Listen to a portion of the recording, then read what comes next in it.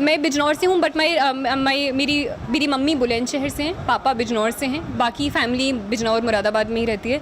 मेरी स्कूलिंग दिल्ली में हुई है, मैं आई वॉज बॉर्न हियर। मेरा भाई भी वो भी अभी वो क्रिकेट खेलता है, तो अभी वो इनफैक्ट अंडर 25 के क्रिकेट कैंप को यूपी को ही रिप्रेजेंट कर रहा है। तो यही है। पापा मम्मी किसी जॉब में जो बताना चाहेंगे? पापा आर्किटेक्ट है बेसिकली, अभी वो यूपी में ही एक छोटा स्कूल है अपना एरिया का, तो वहीं पर बच्चों पर वो फोकस कर रहे हैं एजुकेशन के क्षेत्र में। मम्मी भी टीचर रह चुकी हैं, अभी शी लेफ्ट हर जॉब हम बच्चों के लिए केयर करने के लिए, तो that is basically the. IAS बनते आप पहली चीज़ क्या करेंगे जो आपने सोच रखा हो मेरी टू डू लिस्ट में पहले नंबर पे है? To do list I think ये डिपेंड करता है कि किस एरिया में वो मिलती है, तो जिस एरिया में होता है वहीं की specific I think stake holding वो करके, स्टेक होल्डर से बात करके, और वो एरिया स्पेसिफिक चीज़ें होती हैं, तो ऐसा कोई एक स्पेसिफिक नहीं है, but in terms of sectors education and women empowerment is something I like to work on.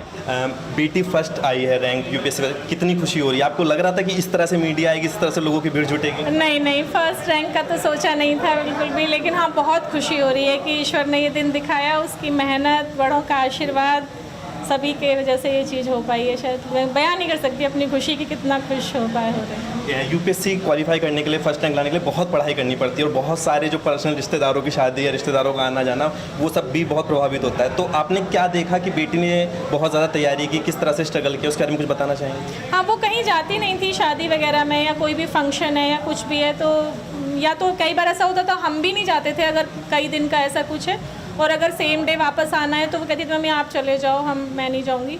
तो उसने कहीं भी, यहाँ पे घर पे भी कोई आते थे तो यहाँ ऊपर बैठ के वो पढ़ती रहती थी, बस नमस्ते की और चली गई। जब पहला अटैम्प्ट दिया था और उसमें नहीं हुआ होगा तो बहुत निराश रही होंगी, तब की कोई बातें आपको याद आ रही हैं इस वक्त? निराश इस वजह से हुई थी क्योंकि वो हमें मालूम था होना नहीं है, क्योंकि उसका जो मीडियम चेंज हो गया था, फॉर्म सबमिशन में हिंदी मीडियम हो गया था, तो उसने लास्ट टाइम हिंदी मीडियम में ही एग्ज़ाम दिया, तो ये हमें पता ही था कि हिंदी मीडियम में तो पॉसिबल नहीं है, उसने दे दिया, यही एक बहुत बड़ी बात थी। तो लेकिन हिंदी मीडियम में दे के भी उसका 1 नंबर से इंटरव्यू कॉल रह गई थी, तो उसने उसी से उसको इंस्पिरेशन मिली कि जब हिंदी मीडियम में भी मेरा इतना हो गया, तो जब मेरा अपना मीडियम होगा तो शायद मैं और अच्छे से कर पाऊँ। उस टाइम थोड़ी हताश हुई थी हमने, लेकिन इसको बहुत वही किया, मैंने कहा बेटा कोई बात नहीं, यही कोई लास्ट वो नहीं है, होगा तो ठीक है, नहीं होगा तो ठीक है, तुम परेशान मत हो बिल्कुल भी। तो इस तरह से हमने उसको मोटिवेट किया था। जैसा कि कई बार आपने खबरों में देखा होगा कि जो IAS अधिकारी होते हैं उन पे सरकार का एक तरह से प्रेशर रहता है, किसी भी सरकार की बात करें, तो इस चीज़ को लगता है कि नहीं वहाँ जाएंगी तो नेताओं की सुननी पड़ेगी, वैसे करना पड़ेगा, डील कर पाएगी नहीं कर पाएगी?